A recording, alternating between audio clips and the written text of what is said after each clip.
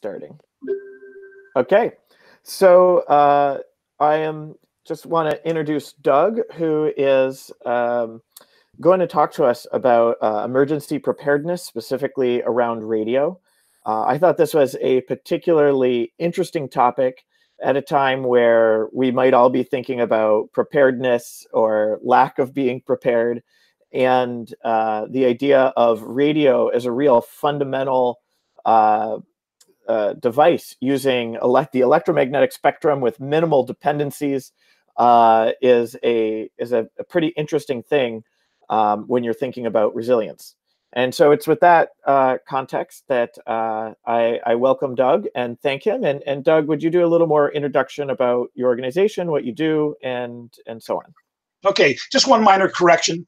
My friends call me Douglas, so please use the full word. I grew up on a street where there were three of us. Doug Brown at the far end, Douglas Charles Knott, we called him Chuck, and me, Douglas. No matter whose house we were in, we knew who was getting yelled at. So so I've always been known as Douglas. Just don't call me late for dinner. Anyway, my name is Douglas Sharafanowich. I have been an amateur radio operator for over 43 years, probably 45 by now. I started in my late teens and have enjoyed the hobby tremendously. And as I like to tell people, I'm also the what they call the district emergency coordinator for the amateur radio emergency service. Let me bring up the PowerPoint just to get things rolling. Let's see. I am what they call the district emergency coordinator for the amateur radio emergency service, which means we provide public service communications or auxiliary communications for our partner agencies, such as the state, the local municipalities, Red Cross, Salvation Army, and a whole bunch more, as needed, when requested.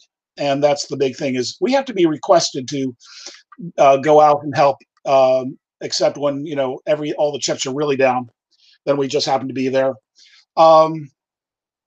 And as I said, I've been in this position. Again, this is a volunteer organization.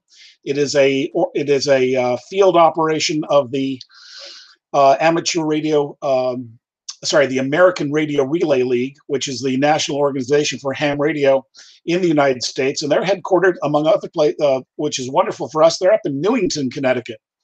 And after this whole nonsense is over, and you're able to travel and visit with people, I highly recommend taking a tour of the facility and the radio station there. I just love to go up there if I'm in the neighborhood and just park in the parking lot and stare at the antennas. It's just a wonderful experience. But they have some great people there. They've got a great technical lab, and the American Radio Relay League really is the binding organization that helps amateur radio survive in these difficult times when commercial interests are urging government to chip away at the frequencies that we have available to us. So that's a little bit about me. I live here in beautiful Milford, Connecticut, or what I like to say in the Housatonic River Delta, and I'm uniquely positioned in terms of antenna location, what we can do. So that's a little bit about me. I enjoy all the activities we have in amateur radio. I haven't done all of them, but those that I have it's great fun, and that's where we go. So, have we had other additions to the meeting yet?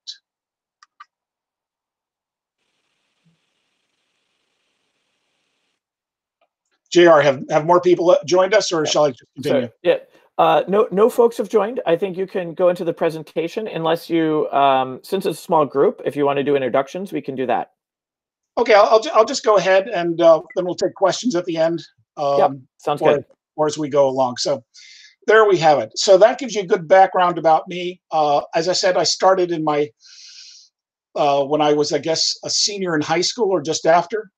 And my first contact was on Morse code, talking to a freighter outbound from Hawaii to Japan. And that was my big thrill at the start. and it's been just absolutely magnificent ever since. So let's continue on.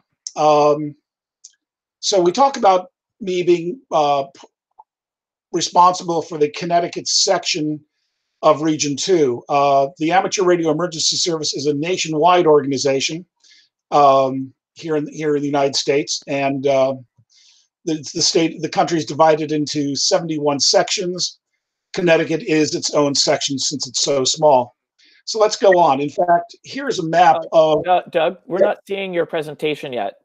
So just be sure to remember to go to the Hangout and click the Present Now button and then select the screen. I'm sorry. Let me see. I forgot that part. Select entire screen. Okay. So we'll share. Okay, share there. Yep, it's coming up for us now. Okay, so let's go PowerPoint. Let's go here. Okay, and we'll just go back. So as I said, I'm the Region 2 District Emergency Coordinator, and there are 5 of us, and I report to what's called the Section Emergency Coordinator, who's responsible for our services in the entire state.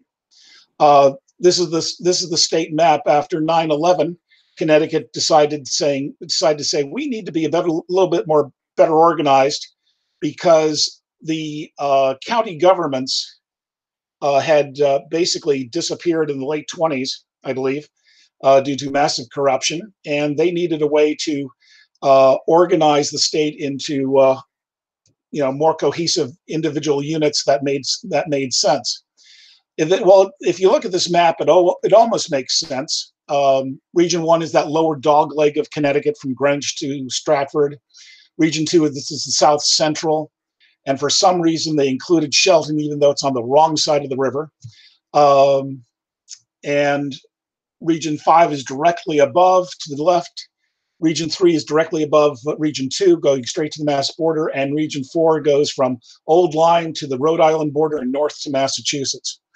So this is how DEMAS, the Connecticut Department of Emergency Management and Homeland Security, this is their map, and we work with that map and have adopted it for our own purposes.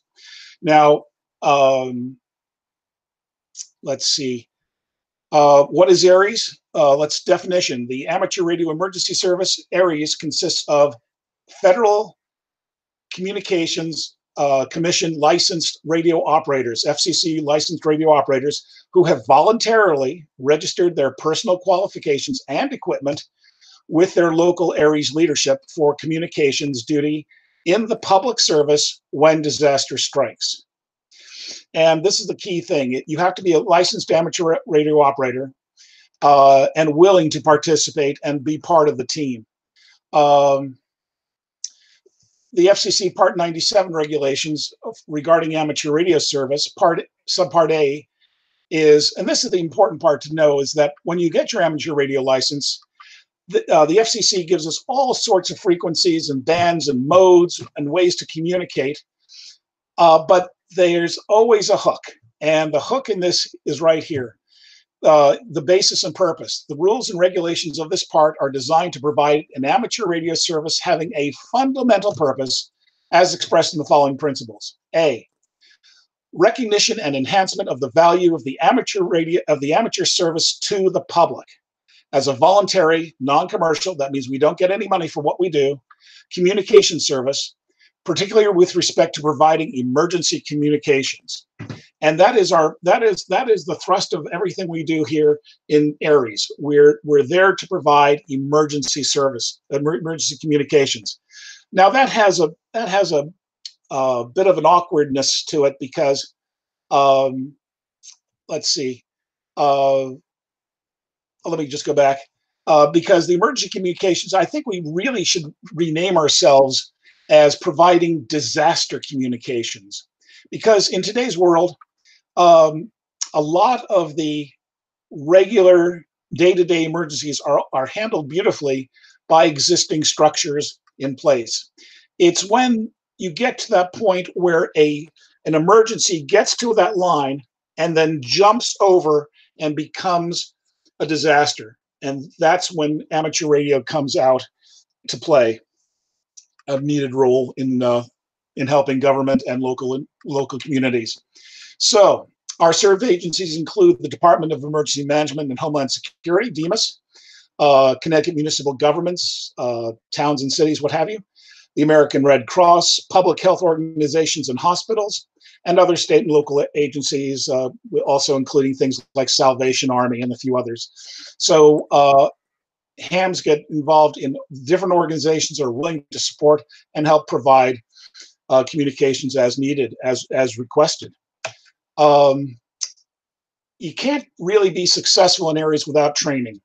And our training starts with learning ARES net procedures and operations. A net is where amateur radios get together, amateur radio operators get together on an assigned frequency and have a network among themselves to pass messages and information. We also have the National Traffic Handling System, NTS. That is a system that was designed to move messages, or what we call traffic, locally, regionally, and transcontinental. In a normal day-to-day operation, our system is able to take a message I produce today and get it out to my sister in outside of Seattle, Washington, within 2 days. So that's pretty darn good for a system of organization.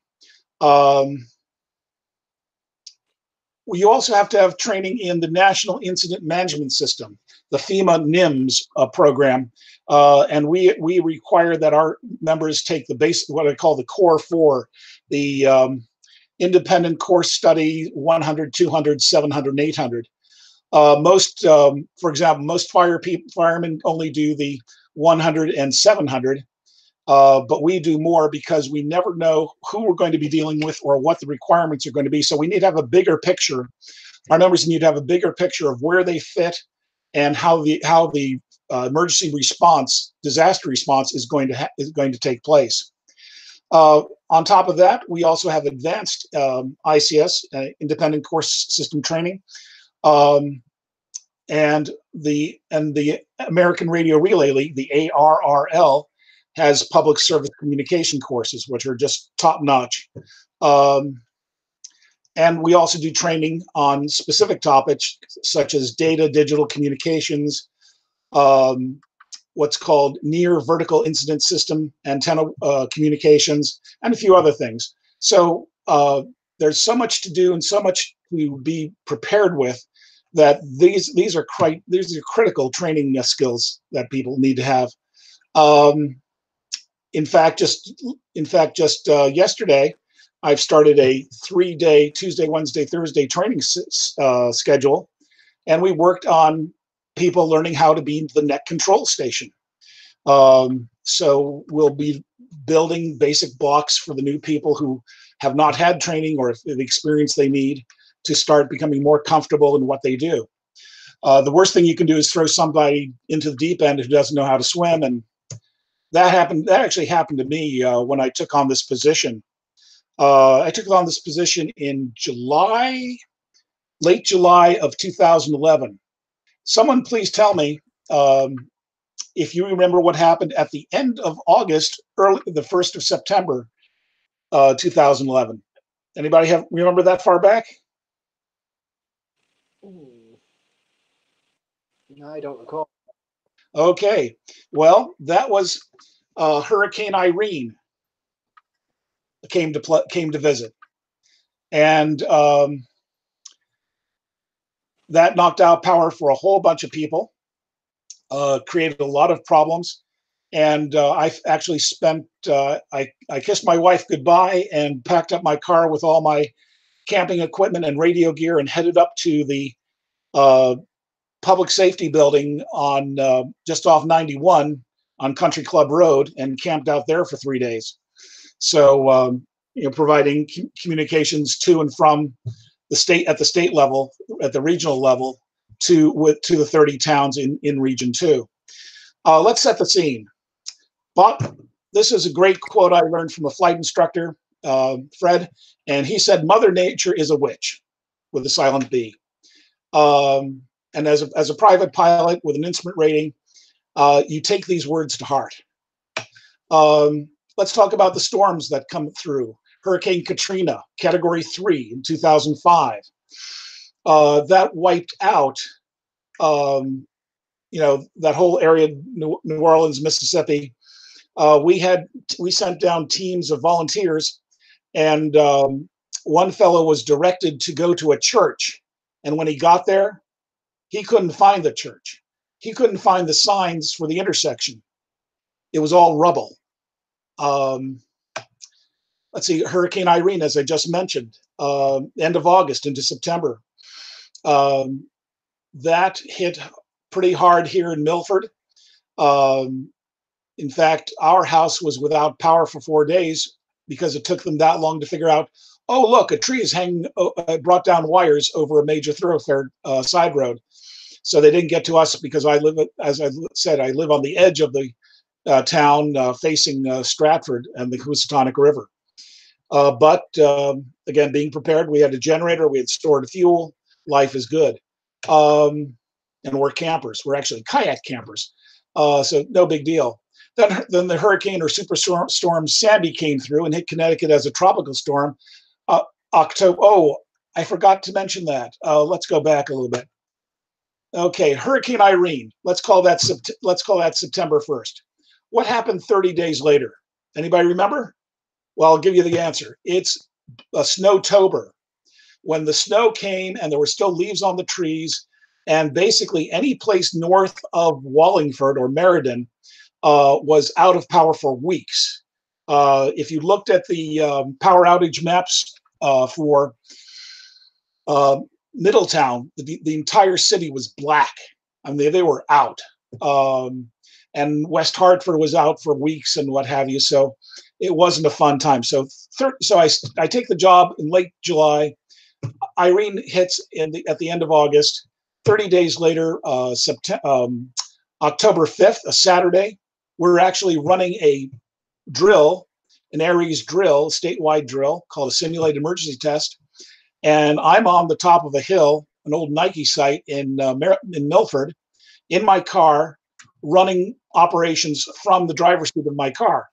And suddenly I start to see flakes coming down. And within 5 minutes, we change from a practice drill to real world and go on standby. So, but again, with that, with Snowtober, internal communications were still up and running. We were not really needed. So again, it's when things go from emergency to disaster. That's the big jump point to remember. Okay, we talked about Superstorm Sandy. Hit New Jersey really hard, and all the way basically up to Stamford. And Aries was activated for Stamford, helping the local municipality and the Salvation Army figure out feeding schedules and food supplies that they needed, and getting that, communicating that type of tactical or critical information back and forth. So the mayor was very pleased there. When storms come, this guy, going back to Irene, I believe, Stevenson Dam. I just learned you can't drive a tractor trailer over that dam anymore. It only has can only carry so much weight. Cozy Beach in East Haven, closer to New Haven, slightly underwater. Morris Cove in the New Haven area near the airport. Again, they had a mandatory evacuation ordered.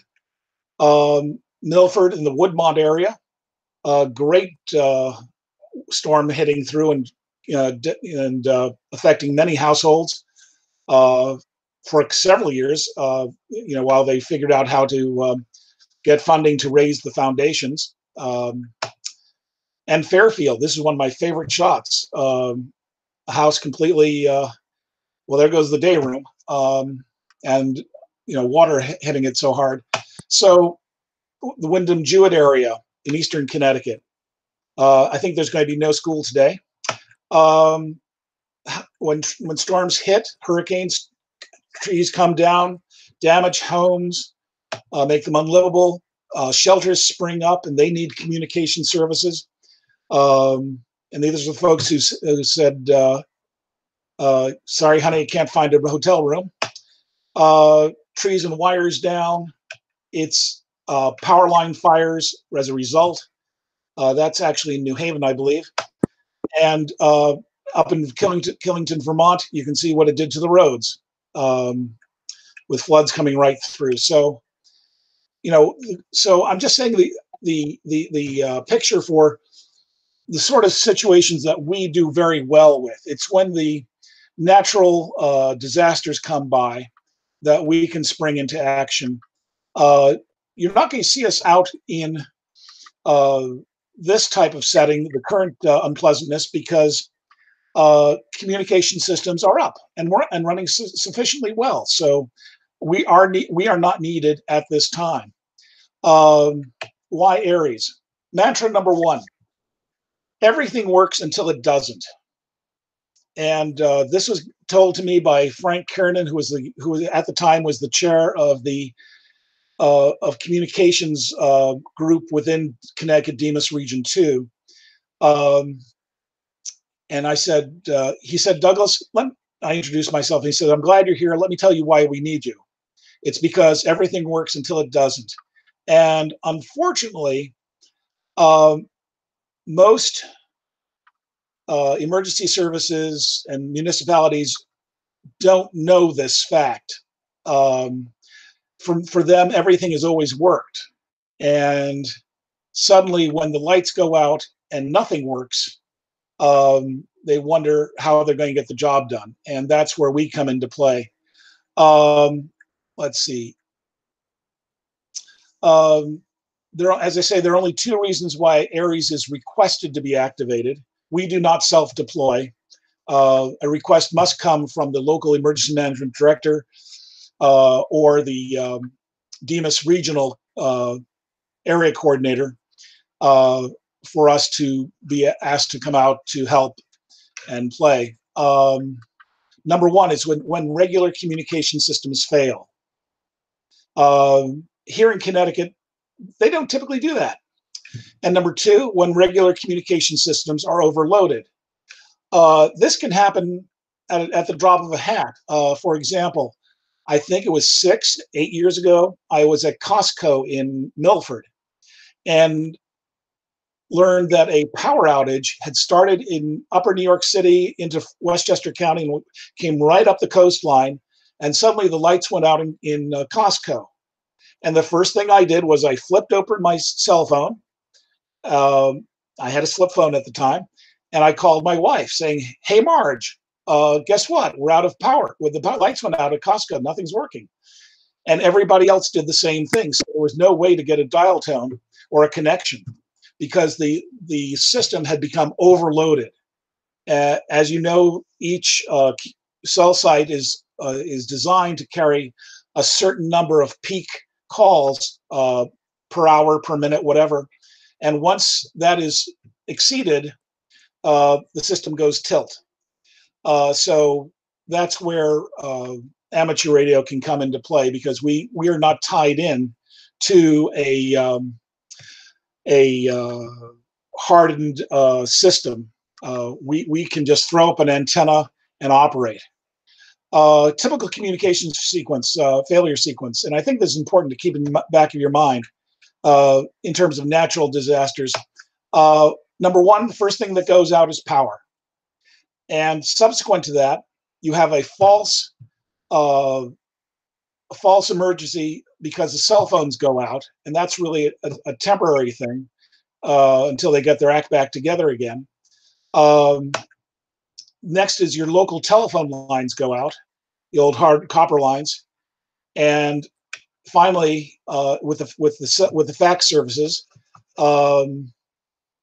state government still runs on faxes, and I find that fascinating. But in amateur radio, since we do data communications, we can help in that regard when that happens. And your local internet connection dies, and along with your local internet connection, your telephone, your VoIP telephone system dies as well. Now, as I said, the cell phone service will have that brief false failure because of overload. Then it'll come back, and then it will die because the cell sites do not have auxiliary power to make them run for any particularly long period of time. So that's an issue. Disaster principle number 1. Things will get better sometime after they've become considerably worse.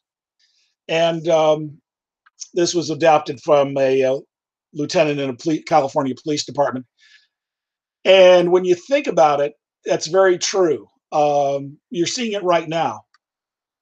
And because we're now expecting things to become considerably worse. And it's happening here in Connecticut. It's already happened to a major extent in New York City. As I said, the good news about and bad news about Aries here in Connecticut is, here's the good news. Disasters are a rare occurrence. The bad news is disasters are a rare occurrence. And this means that Connecticut Aries is rarely activated and rarely thought about in terms of town and regional emergency plans, although we're written into them. We're a last resort. Because when Aries is needed, it is needed now. And we train to be able to jump when we get the call. Well, I haven't gotten the call yet. Well, I've gone in preparation, but we have not really been needed in the 10 years. Is it 10 years? About 10 years since I've been doing this position. Think about this. When all else fails, it's no longer an emergency. It is a disaster. And as I said, municipalities, state handle day-to-day emergencies beautifully, but it's when it gets to that breaking point, that line, if you will, that cliff line, and jumps over and it becomes a disaster.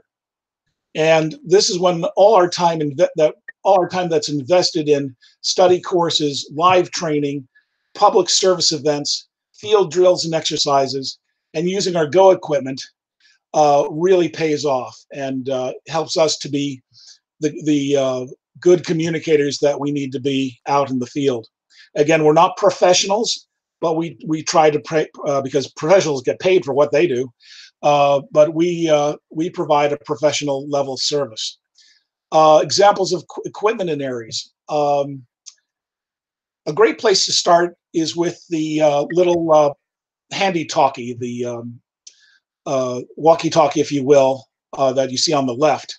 And when you buy one of those, you can start really cheap for about $40 and go to as high as $230, $300, depending on the features you want.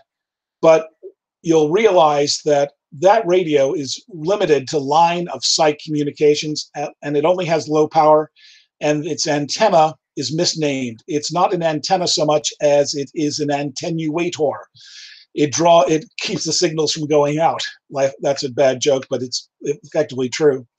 Its range is limited, but it's a great way to start getting on the air and becoming familiar with the local scene in amateur radio, meeting new people locally. On the top right, you have a more powerful version of that can put out up to 50 watts on the 2 meters that's showing there. And you know, amateur radio is into social distancing. We refer to it as not 6 feet, but 2 meters at the 144 megahertz wavelength of 2 meters. That is a great radio to have, that power level. I have one of those. I've actually got the 2nd generation of those, and now I've got the 3rd generation. It's stepbrother. And the one below that is for what we call, again, the top one is more for, again, line of sight, where each antenna effectively has to see each other. And if there's a mountain in the way, it ain't going to happen unless you have some fixed infrastructure, such as a repeater on top of the mountain to relay the signals back and forth on each side. The one on the bottom is called for HF, or high frequency bands, and this one is showing the 75 meter phone band.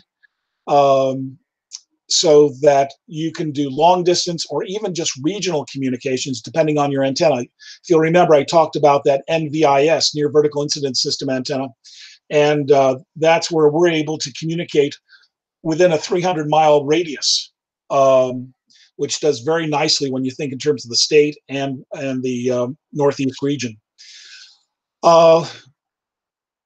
GoBox. This is my own personal one. I created it very crudely to show other hams that you don't need much to make it happen. And what you're actually seeing, JR, are you seeing my face in this at all? I'm not, but it's an option for folks who want to change their layout. Some might be seeing it on the side. Okay, because if you do have a picture of my ugly mug on my shoulder that I'm pointing to, you'll see the same radio setup. I took a piece of plywood, I took this Pelican case, and I mounted two radios on the left. The top one is for voice communications, and the bottom one is for data digital communications. On the right, the little thin box is what they call a terminal node controller, which allows my computer to interface with my radio and send the signals, the data from the computer over to the radio and out through the antenna. And below that is a AC/DC power supply. In the middle, you'll see the microphone, and behind that is a power distribution block, which is all fused. But what you're not seeing is behind that power supply is another little metal box that the power supply is plugged into. Yeah. Doug, if you want to just stop your presentation temporarily, it will jump back to you and you can show whatever you want.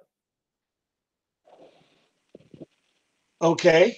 You could just in the Hangout, you could just change the presentation mode to end. If you go back to that screen and end presentation, and then you'll just restart the broadcasting when you want. If you want to show people what you're talking about in person. So stop presenting? Yep. Okay. And now it goes back to you as the dominant person. So yeah, you can hold things up now and show people if you're interested. Yeah. Can you see what I'm pointing at now? Yeah, even better if you can bring it closer to the screen. It's maybe tough. It's all wired in. Okay. Yeah. I have that radio box plus a battery, and I can actually kill the AC power and power up the radios from the battery. So that allows us for portable operations when we don't have power available.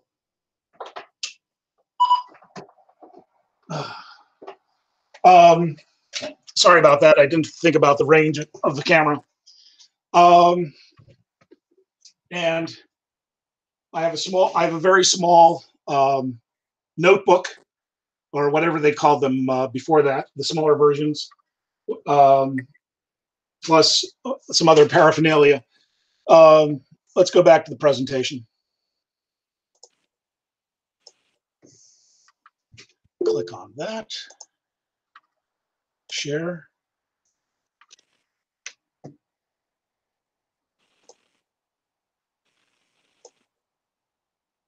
Okay, so this radio box is what I call a Go box, and it actually allows me to disconnect three. This is what I use actually as my home station on my desk, and all I have to do is disconnect the power, disconnect the antenna, or antennas like he wired at the back, and disconnect the ground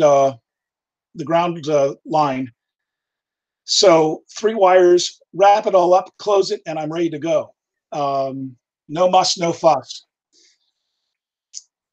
The Go box for HF, and this is something that other people have put together. This is a Go box for not only the VHF and UHF line of sight communications, but also the HF communications where we're bouncing signals off the ionosphere. And this shows how nice you can have it. He has it also set up for data communications by using his computer on top of that. And that's a very nice case. I forget the name of the manufacturer, but it's a very lovely case because you can take the front off, you can take the back off, and have clear air circulating, getting rid of heat. And in electronics, heat is your enemy. Here's another concept of a Go box. It's made out of one of those orange Plano boxes, I guess, with that 710 head on top. The rest of the body is down below in the case itself. It has a small battery in there. He's got 2 speakers, so he can listen to either one frequency or 2 frequencies simultaneously, and switch back and forth between the 2, keeping a track of what's happening. Now, if you look at the laptop, you might be able to see some of the diagram on that. It's actually a map, and it's a map of a race course. I think it's a bicycle ride, a charity bicycle ride, and he has put on a couple of trackers on either a scout, one of our reporting cars, and one of the bicyclists, or a couple of bicyclists, so we can actually track where how people are getting around the course and where people are. And that's called automatic packet reporting system, not positioning system, but packet reporting system. And you can see he has some extra power behind him in the green case. Looks like a car charger or starter, and he's put on that power distribution block, fused power distribution block in black or gray, with the wires going in and out of it. So that's very effective. Again, here's a scene of a couple of his different setups. You'll see that he has what looks to be about a 10-foot mast, and on top of on the left, on top of that is another 5-foot something 2-band antenna for 2 meters and 440. And he's feeding that with some 1/2-inch coax, which gets the signal out to him. Again, and then he's down at the beach somewhere. I think that is down in East Lyme, and there he's set up there as well. So lots of opportunities. He's using a slightly taller mast now on that one. Actually has 2 antennas, probably one for data and one for voice. This is one of the assets that we have in Connecticut Aries. This is in Region 4, and it is a 16-foot trailer with a V nose, which gives it some extra length. And in the V, they have a desk set up with some very nice radios.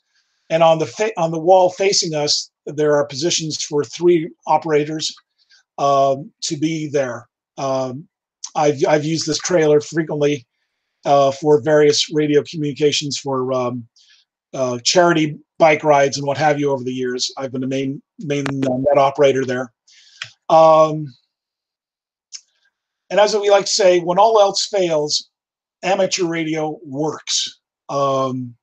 Because again, we're not tied into an infrastructure.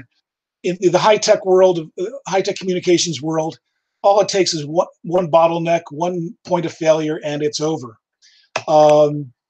Questions and answers, please. Great. So we had one in the sidebar, which I tried to answer, which was, is there any way to get your technician license while this quarantine is going on? And I assume the answer is no. We just have to wait until after, but they can study now. Exactly. Whereas Alaska has had a remote testing in place, they've actually enlisted state police to administer to proctor the exam, and that's the big thing. Once upon a time, not so long ago, when I got my license, I had to, for my general license, you could get your novice license from any local ham and get going. But when you wanted your general license, which gave you voice privileges and more things you can do, they required you to go to New York City to get tested on Varig Street. I remember it quite well. or they would come once a year to Boston or to Hartford. But typically, that's what you had to do. So right now, you're quite correct. Right now, this period of time that we're in is a great time to study for your amateur radio license, whether it be the entry-level technician or the next step, which is the general, or the third level now, which is now extra. When I started, there were actually 5 levels of testing, and Morse code was required, but it's not required anymore, which is a great barrier being removed. And as a side note, more people are interested in doing Morse code. I think it's reverse psychology. So you're seeing a big rebound on people learning Morse code and doing Morse code, especially during the contests that we have worldwide, because Morse code can cut through the noise when a voice signal can't. And now with digital signals, they can actually go below the noise and still be copied. Again, lots of fun things you can do in amateur radio. ARES is where those skills that you've been playing with and developing, and when you add some more training to it, that's where the rubber hits the road. I hope that answers that question. But yes, we're on a hiatus. So study up, work for that 100% score on the online tests, and when you're ready and when things get normal, you'll breeze right in.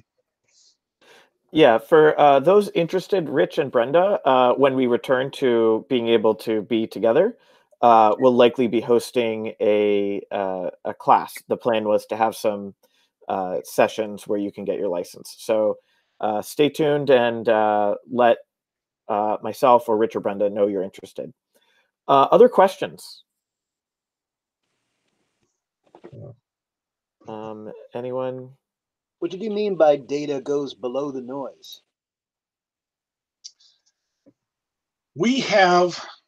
There's a marvelous fellow, Joe Taylor, here in Connecticut, who has brilliant electrical engineer, RF engineer. And I mean, I just am enthralled with what he can do.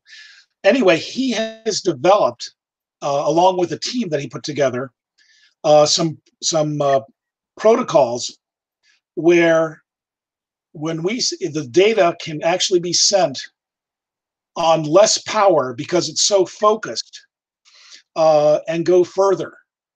So as Morse code was the original digital communication, this takes it to a further and a higher level of development. With forward error correction, it's just amazing stuff. And right now in Aries, we're using a program that is the next generation, if you will, of what was called packet radio. Packet radio was a system of data communications that was that came into play in the late 70s, early 80s, and very much, if you remember DOS line commands, it brings back those happy memories. And then later, in the last 10 years or so, this program called WinLink Express was developed, and it allows us to communicate either line of sight from station to station, or to go through a local node, or even go through from the node to into the internet to get to into a store and forward messaging system. We're also able to use the same program on the HF frequencies and bounce that signal off the ionosphere and go further afield, whether it be across, say from here to DC or Florida, and get into their system there, or to go even further away. So it's a very impressive system that they have available to them. But WingLink Express for VHF and UHF are what we're primarily using, and there's some other data modes that we can use as well. Again, the idea is to get the message across from one site to another. So if you've got a Red Cross station that says we need 500, 50 more beds and pillows and sheets, we can send that data as a data message right from that site to Farmington Red Cross and help them get the information they need. We're not limited to doing either sending it by Morse code or by voice, which takes much more time. Does that help? Thank you. Yes. Okay. Yeah. And so the first step for somebody wanting to get involved is getting their technician's license or general license. If you've gotten your technician's license, what are the next steps for being involved? And are these digital means of are all of these available, or do you have to get more advanced licenses? Great questions. How to get started in Aries? Go to CTARES, CTARES.org, and in the left-hand column, you should see a column about us, and it'll give you the information about more of the organization, how we're structured, who's who. There's also a tab on how to join, and we can share that on the screen if you want. Oh, great! Yeah. So if you want to stop sharing your screen, I will take over. Unless you want to share it on yours, you can just open that tab if you want on yours. We're seeing your browser. All right. Yeah, I got it. Okay, so let's go to ctares.org. Yeah. Well, so we actually lost your screen, but I'll share mine and I'll just follow your directions. Okay. So ctaresregion2.org. I'm going to get back there. And you're on the home page. There's the About Us below it, which gives you the same map and tells you, who we are, what our reason for being is, that we are not first responders. We're the backup to the backup to the backup. Membership right there. Joining Aries, that information is there. You'll go to a membership site to add to join, and you'll add your key information. And when that happens, you will then the system will then kick out the fact that you have requested to join Aries, and that will be sent to the district emergency coordinator where you live. And so if you live in New Haven, you're in Region 2, and that would be sent to me. And I would then follow up with an email on next steps and introduce myself and maybe give you a call if you like, and we can chat. It's a very simple process. Again, it's volunteer. And my goal is to help people become comfortable and proficient at the basic skills they need to be successful in Aries. So it's not rocket science, and that's what I love about it, because basically I'm an English major in disguise, and learning about technical stuff is quite amazing. I've been a member of the American Radio Relay League, as I said, for over 40 years. And when I went to study for my extra license, I had. Whoop. Looks like Doug closed his browser. We're here. You guys want to line up any questions? I will message him to make sure that he realizes. No, I'm good. I think that's enough to get me started.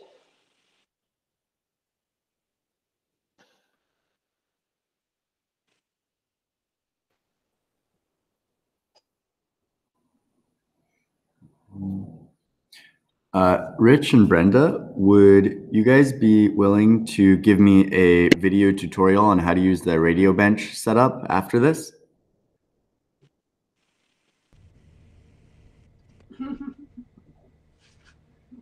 Yeah, you're going to have to get a camera from your laptop up close to the Kenwood radio that's there for 2 meters and 70 centimeters.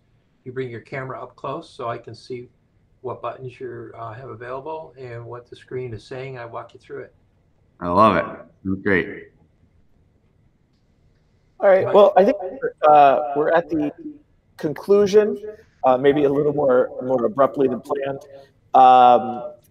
So I hope you guys all enjoyed learning a little bit about ARES and emergency response. I am definitely curious about this digital communication mode and how that can happen. Yeah, I hope we continue the conversation. So if there's no other questions or comments, we could probably wrap it up. All right. Please relay to Douglas. Relay the message. Yeah, communication failure example and point. Hey, let me pop in for a second. Okay.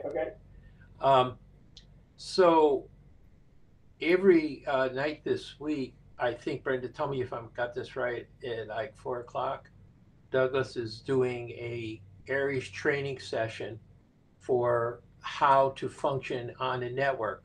Because when emergencies happen, everyone has to be able to communicate, and there's got to be some structure in the way that you pass the communications around to each other. And Douglas is, since he's been homebound, he's added Aries training. I think it's at 4 o'clock. Yeah, 4 o'clock today. 4 o'clock today on a W1 WPD repeater. That's the same one that you have on your channel 1 on your HTs. And then also he has a afternoon net at 12 o'clock, which he wasn't on today because he was doing this presentation.